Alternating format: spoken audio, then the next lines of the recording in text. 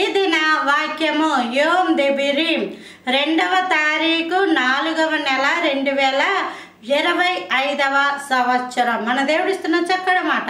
ఆది కాండము 4వ అధ్యాయంలో మరి భూమి మీద ఉన్న 2 అన్నదమ్ములు ఉంటారు. అప్పుడు కుటుంబం వాళ్ళే, ఆదాము, అవ్వ, హేబేలు, కయీను. కయీను అన్నయ్య, హేబేలు తమ్ముడు. హేబేలు గొర్రెల కాపరి. హేబేలు దేవునికి ఇచ్చే విషయంలో మంచి నమ్మకమైన వ్యక్తి, దేవుడు చూస్తున్నాడు అని బ్రతికే వ్యక్తి. హేబేలు హృదయంలో కోపం ఉంచుకోడు, హృదయంలో ద్వేషం ఉంచుకోడు, హృదయంలో అసూయ ఉంచుకోడు. తనతో కోపంగా ఉన్న వారితో కూడా హేబేలు మాట్లాడిన గొప్ప తత్వం. కయీను పొలంలో ఉన్నప్పుడు హేబేలే అక్కడికి వెళ్ళాడు, హేబేలే మాట్లాడాడు. అంటే దేవుణ్ణి నమ్ముకున్న బిడ్డలు దేవుని గురించిన విషయాల్లో ఆసక్తి కలిగి ఉంటారు. రెండవది, దేవుడు వారికి ఇచ్చిన గుణం ఏంటంటే ప్రేమ. ఏంటి అది అంటే దేవుడు చెప్పిన పని చేయడమే, అదే ప్రేమ. దేవుని ఆజ్ఞలకు లోబడమే, దేవుని సేవించడమే, దేవునితో పాటు కలిసి జీవించడమే. హేబేలు యొక్క రక్తము చిందించబడింది.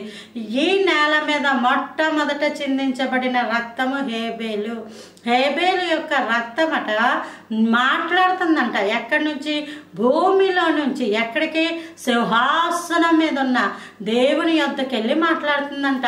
మనం ఇక్కడుండే అవతల వీధిలో వాళ్ళని పిలవలేం. ఇక్కడుండే ఒక ఇంట్లో ఉండే వంటగదిలో ఉన్న వాళ్ళు హాల్లో ఉన్న వాళ్ళని పిలిస్తే వినబడలేదంటారు. ఆ జంక్షన్లో ఉన్న వాళ్ళని పిలిస్తే వినబడలేదంటారు.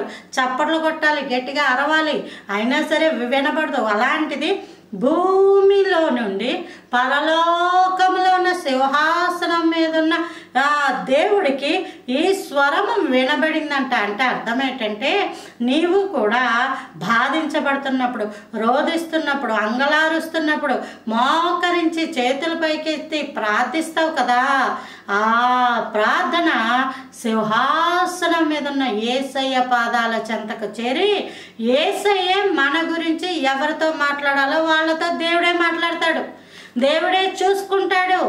దేవుడే వాళ్ళు భరించలేని గొప్ప శిక్ష దేవుడే అనుమతిస్తాడు. అదంతా కూడా దేవుడే చూసుకుంటాడు.